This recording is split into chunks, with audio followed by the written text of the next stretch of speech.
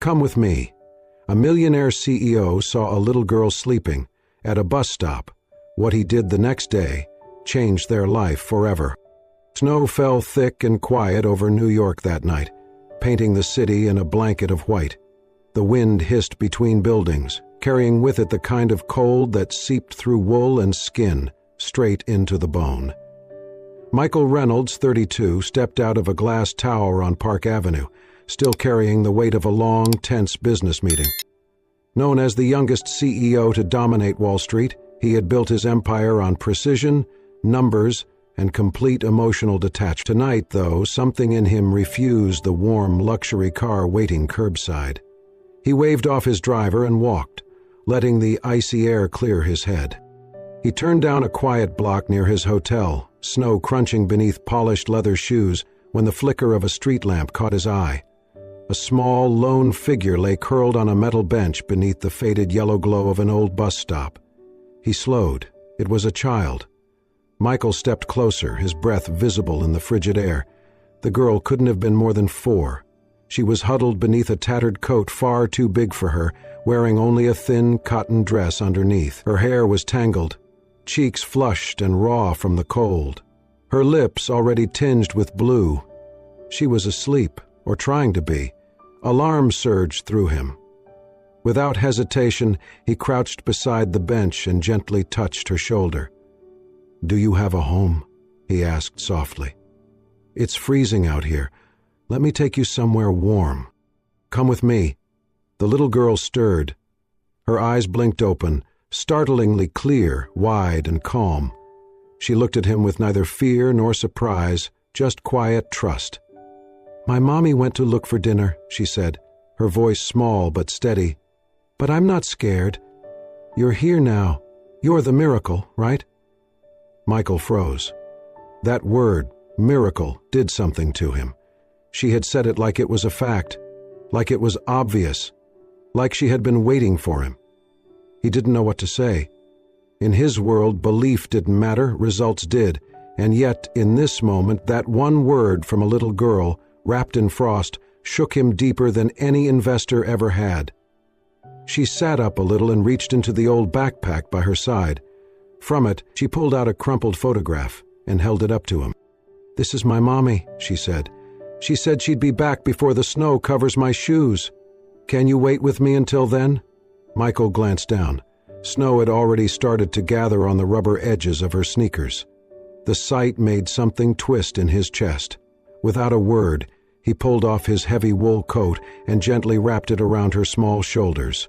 She sank into it instantly, like it was a blanket made of clouds. "What's your name?" he asked after a long silence.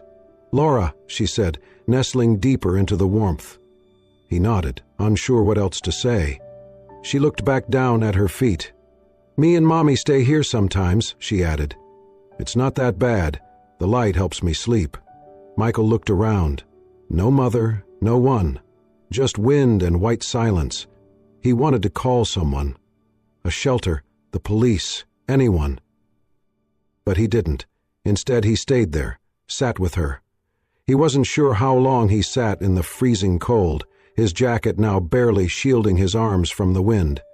But Laura seemed to relax beside him, like his presence made the bench warmer. "Do you really think I'm a miracle?" he asked finally, his voice barely above the wind. Laura nodded slowly. "Mommy says, miracles are people who show up when no one else does." Michael stared ahead at the falling snow, his breath shaky. For the first time in years, he felt something crack inside the ice he'd built around himself. And so he stayed. Just a man and a little girl, waiting in the snow. Not knowing that within moments, her mother would return, and nothing in his life would ever be the same again. Ava pulled her scarf tighter around her face as the wind howled through the alley beside the soup kitchen. Snow clung to her lashes, her fingers were numb, and the small paper bag she carried was already damp from the weather.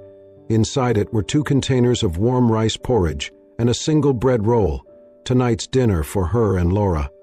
She walked quickly, every step heavy with fatigue.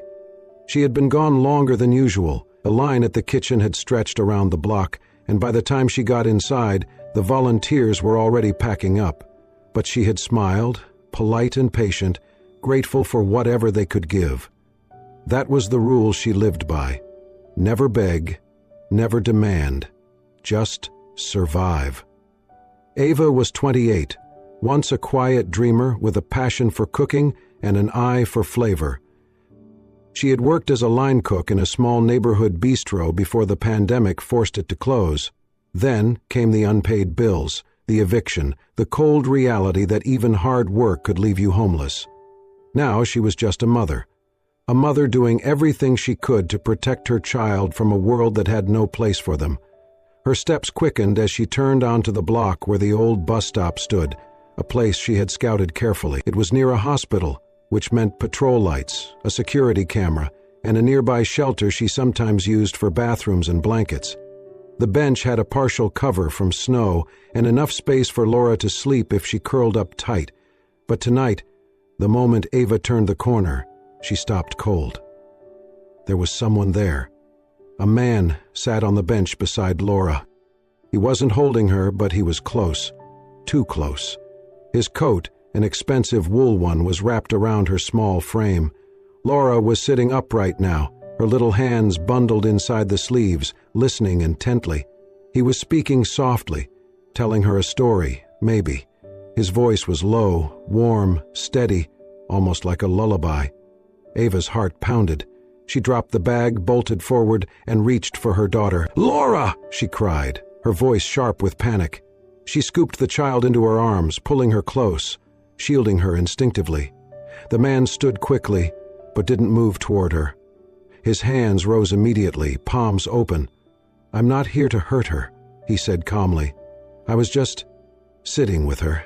She was alone, cold." Ava backed up a step, eyes scanning his face, clean-shaven, young, serious, and unfamiliar. She didn't see malice, but she didn't trust him either.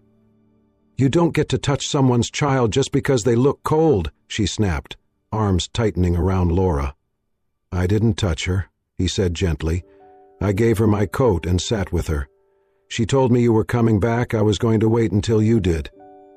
Laura stirred in her arms, then smiled sleepily. "Mommy, he's nice. He stayed with me. He's warm like cocoa." Ava looked down at her daughter. Her skin was less pale now. She had stopped shaking. She turned back to the man, her voice still guarded. "Who are you?" "My name is Michael," he said. "I was walking by, that's all." He made no move to reclaim the coat. He just stood there, in his dress shirt, snowflakes collecting on his shoulders, hands still up. Ava studied him. His eyes were steady, not predatory, not empty, just tired, like hers. Still, she said nothing. "I can leave if you want," he offered. "But maybe you could keep the coat for her, just tonight."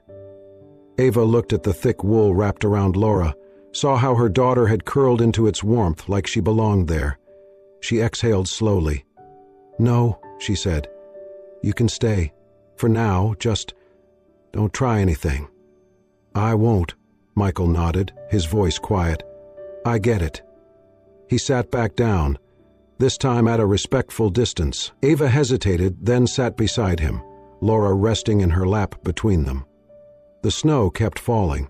For a while no one spoke. Then, almost reluctantly, Ava said, "We stay here sometimes.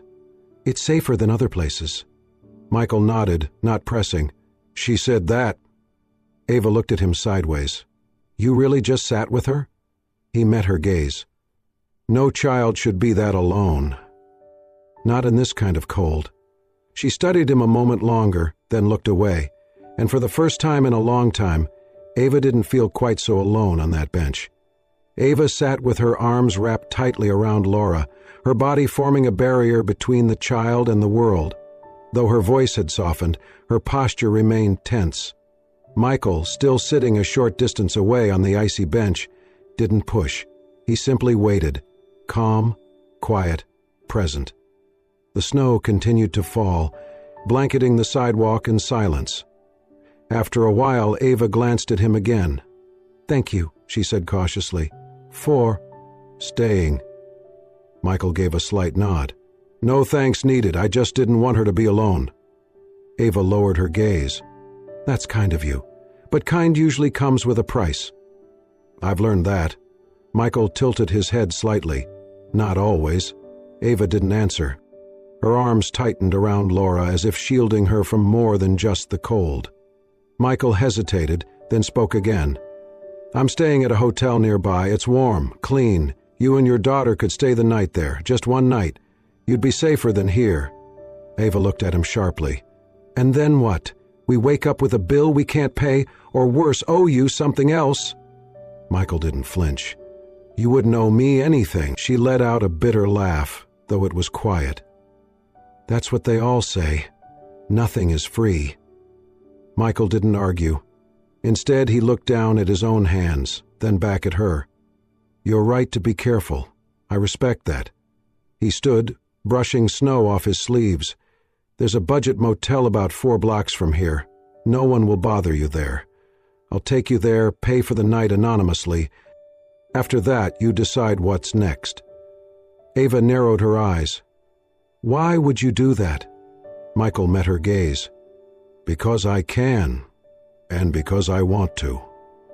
That answer stunned her into silence. Eventually, she nodded slowly. We'll go, just for tonight. He said nothing more, just offered a small nod and waited while she stood, lifting Laura gently in her arms, the heavy coat still wrapped around the child like a cocoon. They walked the 4 blocks in near silence. Laura, half asleep in Ava's arms, stirred only once to whisper, I like him, Mommy. He makes the air feel warm. At the motel, Michael approached the front desk and quietly handled the room arrangements, asking the clerk not to mention his name. Then he handed Ava a room key. You'll be okay here, he said. She nodded. Thank you. Truly. Michael turned to leave but paused at the door. Then he felt it, a small tug at the sleeve of his coat. He looked down. Laura stood there, eyes wide, her voice a whisper. Will you come back tomorrow? I still have more of the miracle story to tell. Michael felt his chest tighten. He crouched slightly to meet her at eye level. I'll try, he said softly.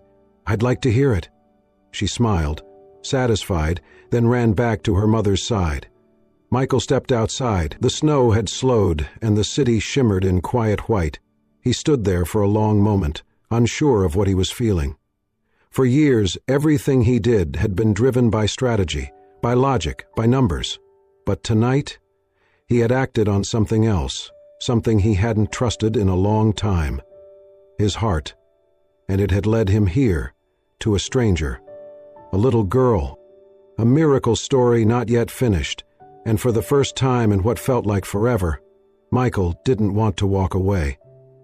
Michael sat in his office the next morning, a coffee going cold beside him, but his mind nowhere near quarterly reports or board meetings.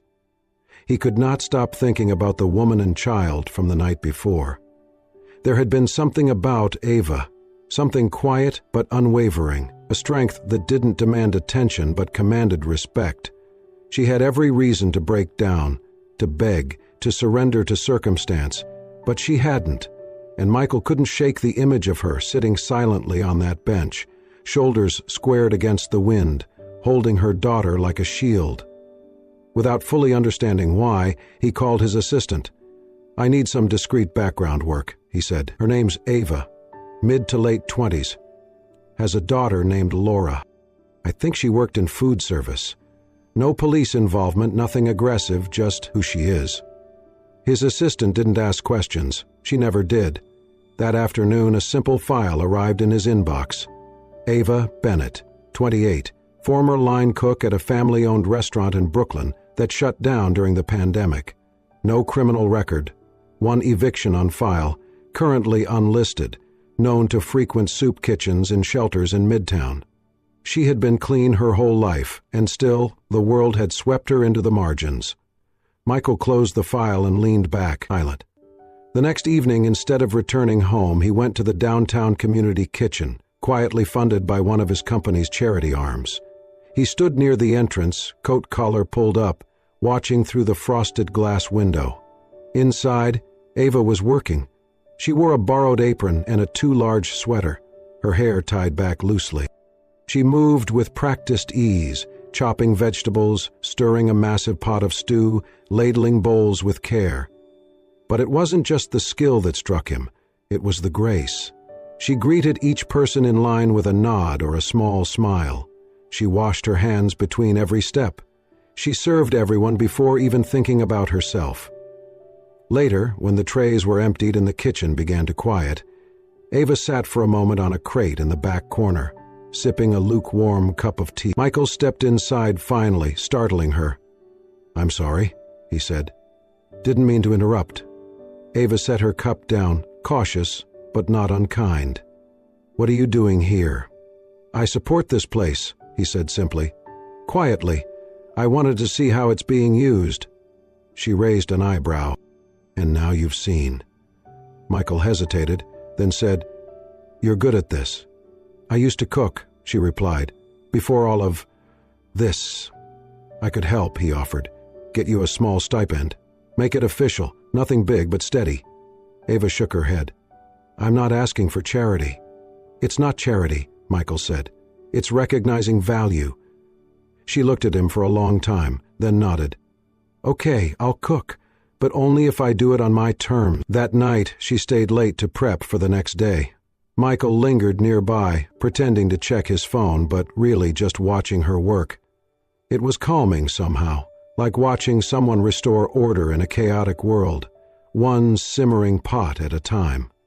Later, as she left through the back door, he followed at a respectful distance. She didn't go straight home.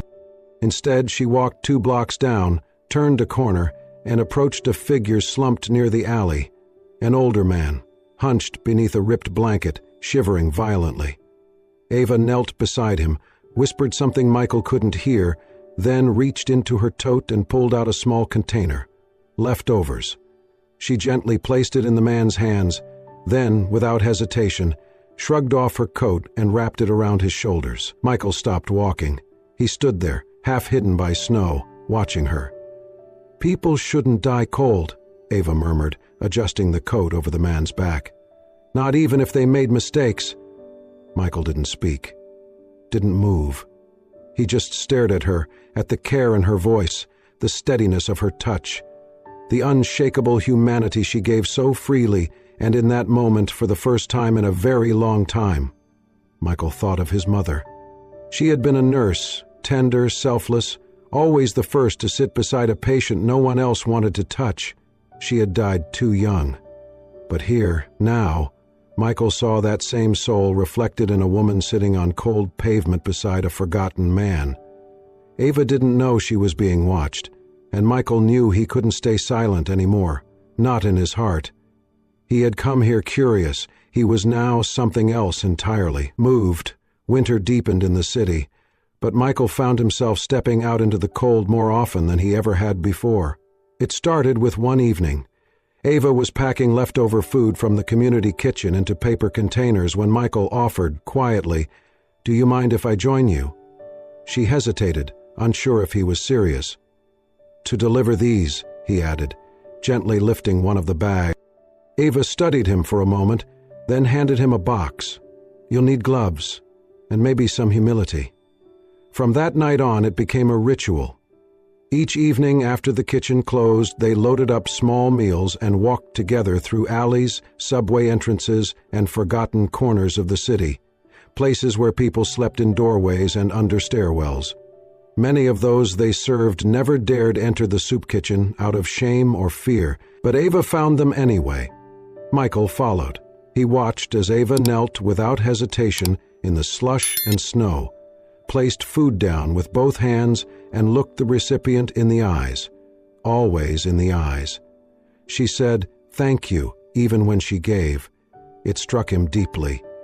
It wasn't pity she gave, it was dignity. One night, as they walked down a narrow back alley, Michael finally asked, "Why do you always look at them like that? Even when they won't look back?" Ava paused. "Because someone needs to. I want them to know I see them, that they're still human." Michael didn't respond. He just nodded, a quiet respect growing heavier inside him. As the days passed, their conversations deepened. On a long walk back one night, Ava spoke of her childhood. A father who left, a mother who worked 3 jobs, a small apartment that always smelled like soup. "I've been invisible most of my life," she said simply. "I guess that's why I notice people others don't." Michael told her, hesitantly, about his own past, about losing his mother when he was 12, about how the world had told him to be tough, fast, brilliant, and how, over time, he had traded softness for strategy. He spoke of his success with a detached tone, like he was reading someone else's resume. "You built an empire," Ava said quietly, "but maybe you needed something to come home to." They shared their first true laughter not long after. In the warm, amber-lit kitchen, as they scrubbed trays and wiped counters, Michael accidentally spread water across the table. Ava yelped, tossing a dish towel at him. Laura, sitting nearby with her crayons, giggled uncontrollably. "You're terrible at cleaning," Ava said through her laugh. "Shocking, I know," he replied. "I've only ever cleaned up market crashes." That night, Laura hugged him tightly on the way out. "Good night, Mr. Snowman." "Snowman?" Michael asked, amused. Laura grinned. "Because you came with the snow, and you always bring the minty candy." He reached into his pocket and handed her a peppermint. "Then, I suppose I must live up to the name." What Michael didn't tell Ava or Laura was what he had done that morning.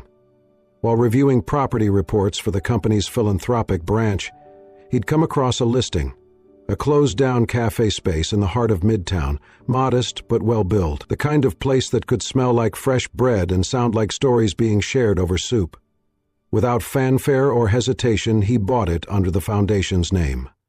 That evening, as Ava spoke of how she missed cooking, for real, not just ladling out stew, he imagined her in that space.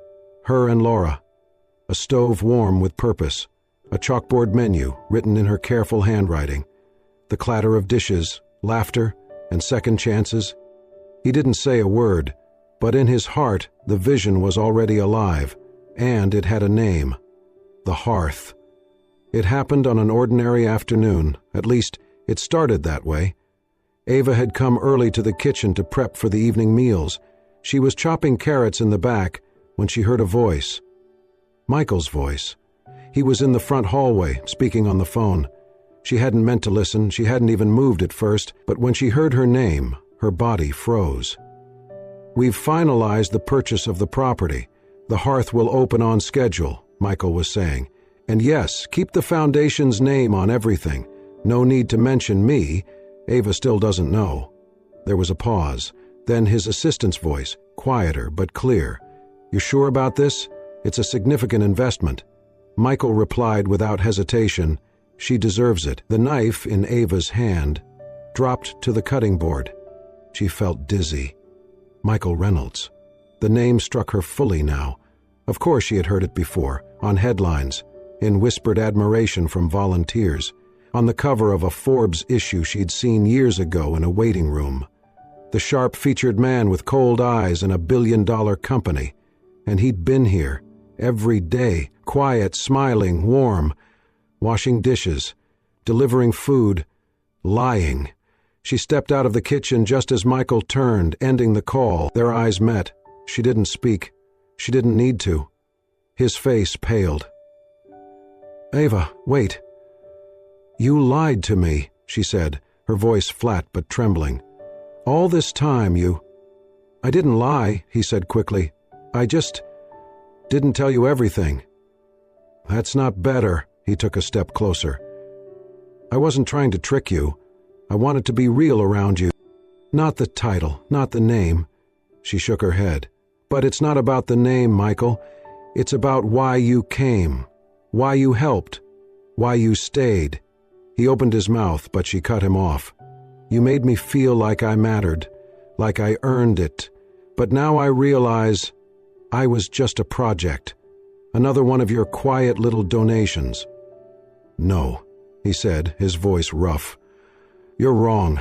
You were never a project." "You were." "Don't," she said, stepping back. You can give me all the money in the world, but don't take my dignity. Don't pretend I need you to survive." Her words struck him harder than he expected. Before he could reply, she had turned, pulled off her apron, and walked out. Michael stood in the empty kitchen for a long time. The sounds around him, pots clinking, the low hum of the fridge, faded into static. She was gone, and it felt like something vital had been torn from him. That night he returned to his penthouse, a space filled with everything money could buy: tall windows, designer furniture, an unobstructed skyline view, but it had never felt emptier. The silence was no longer peaceful. It was suffocating. For the next 3 days, Michael drifted through work like a ghost. His staff noticed. Emails went unanswered. He canceled meetings. He stopped returning calls. And every morning he found himself walking the same route, past the bus stop where they'd first met, hoping to see a small figure in a too-big coat. She was never there. He stopped by the kitchen, too, once, just to stand outside, just to listen. There was no laughter, no warmth, no Ava. He tried to reason with himself. This had been about helping, about kindness, about the hearth. But deep down, he knew that wasn't the truth anymore. He hadn't stayed all those nights for charity. He hadn't watched her from the shadows just to feel useful. He had stayed because something in her steadiness had anchored him. He had fallen in love without even realizing it, and now that she was gone, everything that had once given his life shape, deals, mergers, numbers, felt like noise. One evening, he loaded a bag of leftover meals himself and walked the route they used to take together, down familiar alleys, around frozen corners, past the steps of the old church where Ava used to leave extra blankets. He found no one. At the last stop, the quietest street of all, he stood alone beneath a flickering lamppost. The wind cut through his coat. Snow danced in the light like dust. He closed his eyes, and he remembered her voice. "I don't need to be saved. I need to feel like a person." Michael opened his eyes slowly, and then, aloud to no one, he whispered, "I didn't save her." He looked up at the sky, snow catching in his lashes. "She saved me." It wasn't her need that had changed him. It was her refusal to be defined by it, her quiet pride, her small, steady acts of care. He had fallen in love not because she needed him, but because she didn't. And he needed her. He needed the sound of her laughter echoing off kitchen walls. He needed Laura's peppermint sticky hugs. He needed the way Ava looked at people, like they still mattered, even when the world had forgotten them. Michael Reynolds, the man who had everything, now knew what it meant to miss something so deeply it echoed. The kitchen buzzed with the soft clatter of pots and the low murmur of voices as volunteers prepared the evening's final round of meals. But when Michael walked through the door that night, everything seemed to still. He didn't speak. He didn't ask for permission. He simply walked to the far end of the room and sat down on the same stool where he used to try dishes beside her. The air smelled of ginger and broth. It reminded him of warmth, of the kind that couldn't be bought. Around him, no one said anything. They knew who he was now, but tonight, it didn't matter. Tonight he was just a man waiting for someone. Minutes passed. Then Ava appeared. She stepped out from the back, holding a steaming bowl in her hands. Her hair was pulled back loosely, a few strands falling around her face. She walked slowly, her eyes fixed on him, unreadable. She said nothing as she placed the bowl on the counter in front of him. Not a greeting, not a smile. Just, "Eat." "I added extra ginger. It's cold out." Michael looked up, locking eyes with her. He reached for the spoon, then paused. "I don't know when it started," he said quietly. "Maybe it was the night I saw you give your last bowl of soup to someone who couldn't meet your eyes. Or maybe it was when you laughed, even though I knew you hadn't slept. But somewhere along the way I stopped coming here to help." He held her gaze. "I came here because I needed you." Ava said nothing, but her lips trembled slightly and she blinked more than once. Michael continued, voice steady now. I don't know how to want things I can't control, but I know this. Nothing else I eat tastes right anymore unless it's made by you. She looked away, then back at him. Then don't leave again, she said softly. I never needed someone to bring me miracles. I just needed someone who'd stay, even when it's hard, especially. Then Michael stood slowly, stepping closer, his voice lowering. I'm staying, not out of guilt, not to save anyone, but because you are the one thing I didn't know I was missing. He reached out gently, resting his hand on the edge of the counter between them. For the first time in my life, he said, I have something to come home to. Ava said nothing. Instead, she placed her hand over his. Their fingers intertwined. No more explanations were needed. Behind them, Laura peeked from the doorway, a grin spreading across her face as she whispered, Told you he'd come back, Mommy. The soup sat forgotten on the counter, steam rising and soft curls between them. But in that moment, neither one of them needed food to feel full. 1 year later, the snow returned to New York, but this time it felt softer, kinder. At the edge of the city, nestled between old buildings and new beginnings, stood Hearth Village, a community unlike any other. Built from restored brick and renovated hope, it offered more than just shelter. It offered a fresh start. Inside its walls, there was a bustling community kitchen, a classroom for vocational training, shared gardens, a reading nook, and a playground where children's laughter echoed like bells. And at the heart of it all stood Ava, now the head chef and program director. She moved through the kitchen with the same grace she once did in borrowed aprons, only now with staff behind her and a vision before her. Laura, now 5, wore a bright yellow sash labeled Ambassador of Smiles. She had taken the title very seriously, greeting every visitor, volunteer, and resident with her signature giggle and a handful of peppermints. On opening day, the small community hall overflowed with people, donors, partners, former shelter residents, and families who had once called the streets home. Michael stepped onto the stage to speak, modestly dressed in a wool coat and open collar, eyes scanning the crowd. Just as he reached for the microphone, a blur of motion zipped past the side curtain. "Wait!" Laura shouted, climbing the steps to join him, holding a toy microphone she had insisted on bringing. The crowd chuckled. Laura turned to the audience, standing proudly at Michael's side. "This is my dad," she said, beaming. "He's not a miracle. Everyone says he is, but he's not." Michael blinked, amused and slightly stunned. She continued, voice clear and strong for someone so small. "He's my dad now. I wished for him. A long time ago, and he came." The room filled with soft laughter, applause, and more than a few tears.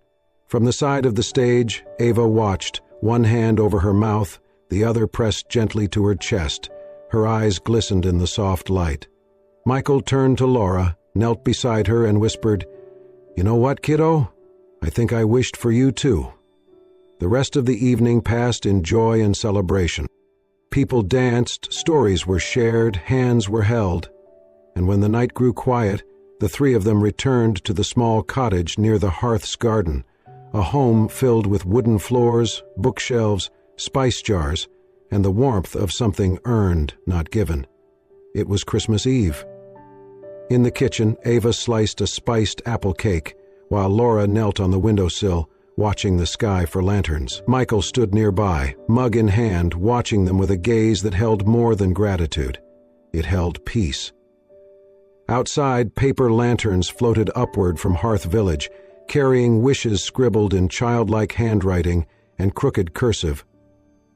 Laura called out, "I think that one's mine. I wished for more hugs." Michael wrapped his arms around both her and Ava, pulling them close as the warmth from the oven, the scent of cinnamon swirled around him. Ava leaned her head against his shoulder and whispered, "We used to wish for a miracle." Michael smiled gently, eyes on the sky.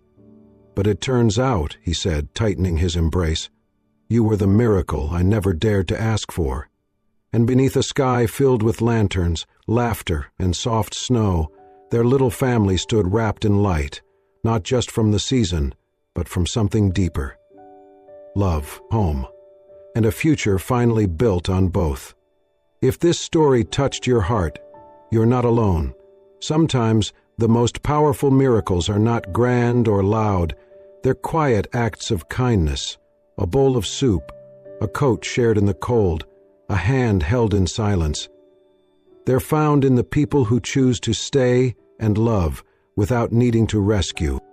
We believe in the beauty of real moments, of hope born from hardship, and of second chances that change lives.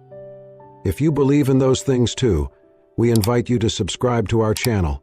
Join our community of hearts that still believe in goodness, in healing, and in stories that remind us of who we truly are, because sometimes all it takes is one story to stir your soul. Subscribe now and let the next story find its way to you.